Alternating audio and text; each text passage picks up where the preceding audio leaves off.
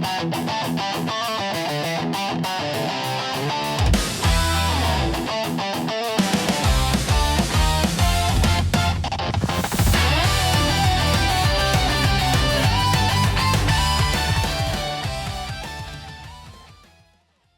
everybody, I'm Cortes and I'm a critic, and welcome back. We're about to conclude. We're about to have an interview. I don't know how I got it, but I got an interview. I got Myles Garrett to agree to a one-on-one interview for my channel. I don't know how I got it. I don't know what strings were pulled. I don't know what deal I made, but I was able to get Myles Garrett to do a quick phone call interview for this channel. I don't know how I got it, but we got the Defensive Player of the Year, potentially. Screw it. He's a future Hall of Famer. He broke the sack record. Let's go. So, I'm a critic. So let's get Myles Garrett to join the channel. Okay. Okay. All right. Send the chat in. Okay. Okay.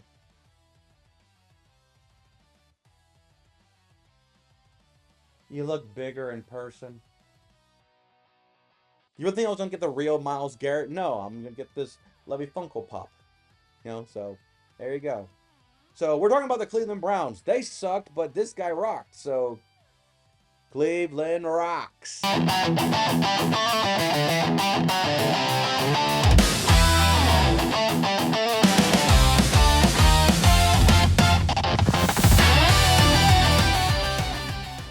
know. You were thinking, how can a guy get Myles Garrett on the phone? Trust me, I didn't. But let's talk about the Cleveland Browns. Cleveland. You guys are terrible. But unlike the Jets, who I feel like they're cruel and terrible, you are terrible and probably, how do I say this politely, incompetent for some reason. Remember, this is the team that when the season started, they got 2 quarterbacks from the draft. And they were so thrilled for one of them. Then they got old man Joe Flacco. Then they got Kenny Pickett. They gave up a draft picks for him. And then you come in with 4 quarterbacks, and then you say, this looks promising, and everyone was like, no, it doesn't. No, it doesn't. You're doing the same script you guys have done every other year, apparently, when it comes to your situation. You don't know how to address quarterbacks, and if you do, you do a poor job about it. Either you pay too much, you give up too quickly, or you don't protect them from themselves or from the pass rushing for the bad offensive line. And when you finally get some crown jewels, you sell it for scraps. You let it go. Or you keep paying them a lot of money and hoping that somehow if we give 80% of our money to this one guy, it will make everyone else play harder, even though there is no more money. But good job paying this man. But I had promised, because I felt like the defense was going to be good, and I felt like the offense would be doing just enough. But the defense will be carrying a lot of the weight. 8-9 was my high point. But if you go typical Cleveland Browns, 5-12. And guess what? You win typical Cleveland Brown, 5-12. So quite frankly, nothing changed. You're still the Cleveland Browns of old. And I hate to say it, but you're another team that I have a soft spot for. I don't know, maybe because you're losers. Maybe because I like how the orange helmet and the uniforms, has that sense of like, middle America, Midwest, mid-northern, what? I don't know what it is. Maybe it's Cleveland. Maybe because the weather's nice. I don't know. It's just something about the Brown that be like, I'm rooting for you. Just don't tell anybody I'm rooting for you, okay? If you tell anybody, I'm going to deny it completely. All right? I'm rooting for you like a shadow broker. Or a step-parent that doesn't have custody. One or the other you want to put it, it's up to you. So what do I say to a Cleveland team that had 5 wins and say, what is your best win? Well, I probably would say the Green Bay game, but that was in my first 4 weeks. The Miami game, not really. Ooh. Okay, your best game was not a good one, but it did make a lot of fans of the team feel scared. Your best game is Week 17 versus Pittsburgh. Yeah, it's mainly because Pittsburgh went on to win the division, and the big storyline about that game was that they were basically doing everything in their power for Myles Garrett not to break the sack record. Seriously, that was literally the only thing I remember most from that game was that people were saying that they were double, tripling, make sure that Myles Garrett was not going to get that sack record in Cleveland. Dick, and it kind of showed how your productivity, but then again, it kind of hinted that, yeah, if you guys win the division, don't, because this performance does not equal, and it kind of showed exactly when you guys played Houston, who had a defensive force too. So this one is the best game because of the opponent, not because of performance. Looking at performance stat-wise, 70 yards rushing, 184 yards passing, 262 total. You lost the turnover battle, and time percent in sacks, whatever. Nothing to write home about. Shador had 2 interceptions. Rodgers had less than Shador. Like, I mean, it was bad for both sides. No one looked really great. It was a sloppy game, which is funny because I could have sworn I've seen these type of games before in the past when it came to these two teams. That for whatever reason they play so down below the average line that we're just watching like they know they're professional athletes, right? They know they're getting paid millions of dollars to play this game, right? Then why they're playing like I'm watching a preseason game with just the backups of 4th stringers? I mean, Cleveland has a reason. Pittsburgh, I don't know why, because there's a part where I'm thinking, Pittsburgh, you don't want to go into your last game against Baltimore and have that winner-take-all type mentality, right? Well, you did. And Cleveland got their best win. Because for at least 1 week, it gave Steeler fans the fear of, we are going to choke at the end, and Cleveland was like, yes, you might. Cleveland, your worst game, that's a lot easier.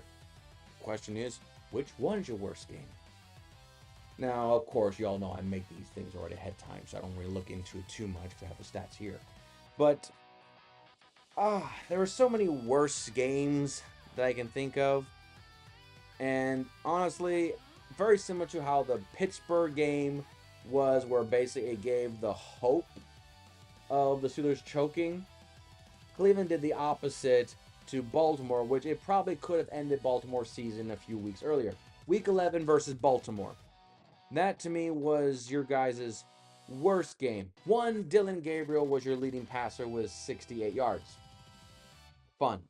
Matter of fact, let's look at the stats. Cleveland, you had 81 yards passing. Congratulations. You had 106 yards rushing. You, fun enough, won their turnover battle. And you're about, 6-7 minutes lower time of possession.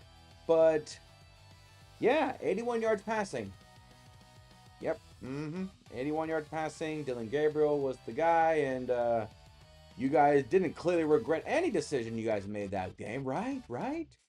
I mean, Baltimore came in more competent, but the turnovers kind of kept the game close. It's the worst game because it kind of highlighted that you guys intentionally drafted Dylan Gabriel. You guys intentionally made decisions instead of considering. And then you tried to overcompensate your decision by getting Shador Sanders, a person where you guys didn't like, but apparently you were like held at gunpoint to get. And you're doing everything in your power to basically make this whole process of developing young players so difficult because of a name. And now we're in a situation where you're looking at either Watson or Shador as potentially your 2 front runners at quarterback. Unless you want to draft a quarterback again. You want to go through that again? Don't think so. So this is the worst game because it kind of highlighted the front office decisions on player personnel and development.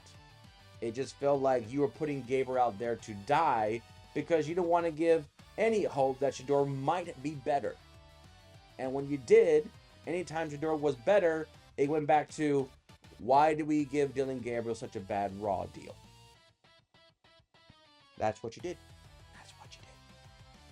So, MVP goes to Myles Garrett. He was Defensive Player of the Year. He broke the sack record. This is a guy very similar to what Joe Thomas, another future, if not already, is he the offensive tackle, that basically says, I am sticking with Cleveland to the very end, and I will go as one of the few players that gets drafted and ends my long, prosperous career on a team. Myles Garrett has been floating with that idea that he may go to a contender. He may stay. They gave him so much money that the Cleveland economy is crashing because of one man who is single-handedly the 1%. So for Myles Garrett, there is that feeling that if Micah Parsons can be traded, then Myles Garrett might not be too far. But where would Myles Garrett go? And he'll be willing to chuck up that much money. And there's only two teams that I keep thinking, and it's Detroit and Washington. And if he goes to Detroit, God help us all. But he's your MVP. Great for Cleveland. Well, to all my Cleveland Brown fans out there, and to people who are aware of the Cleveland Browns' legacy of failure, it's an F. This franchise, I feel like, has been failing for years. And I feel like this regime has been more apparent ever since the Baker Mayfield pick. When you drafted Baker Mayfield, and then those brief moments of happiness, and then he went down, then he gave Deshaun Watson literally $230 million guaranteed. It just was like, I don't know what we're doing, because throwing money at it is not working anymore, or never did. And you have a head coach who's now the Falcons head coach, who was a 2-time coach of the year. So even your coaching staff could not save it. But then again, you also have a head coach carousel of your own. So Cleveland, F, failure. Now on the bright side, you do have 2 first-round picks. So I will say this politely. Don't screw it up. Now, who you guys are going to pick? My question is to the fan base that are begging is, what is more desired more? I'm on the fence, as I said in multiple videos, for the young quarterback, especially if it's Gabriel or Shador, you need to get him a new toy. You need to get him somebody that he can rely on. And I can't help, there's one guy just so close to Cleveland that he's in the same state. So with the 6th overall pick, Cortes Tate, wide receiver, Ohio State. He might be the best receiver in this year's draft. Take him. Take him. You're going to need a receiver sooner than later.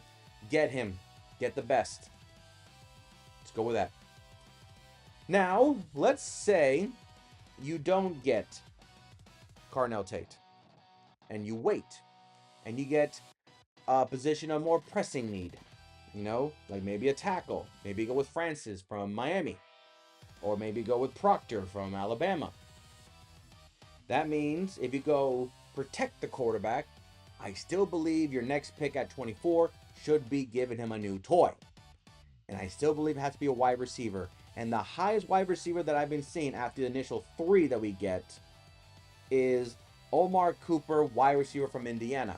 Now, I have a conspiracy that if he is not picked up in the first round, Omar Cooper will probably be the Raiders' first pick in the second round to team him up with Mendoza. Just that saying out loud there. But if Cleveland goes offensive tackle or other position of need, then I believe the next pick will be a wide receiver. And I think Cooper will be the best one available at 24. Because you're going to need a wide receiver, Cleveland. You're going to need one. Or don't. Because you guys do that with your fan base. And that, ladies and gentlemen, is the Cleveland Browns. We're getting close to the end, and the team we're going to talk to next time will be the Baltimore Ravens, who for the first time in 18 years have a new head coach. And yet I still feel the exact same way I did when they had Harbaugh. So is Lamar Jackson finally going to get over the hump, or are we just going to speculate he'll just be a Dan Fouts and just never do it? We'll find out. But until then, I'm Cortez, and I'm a critic. Thank you so very much for watching.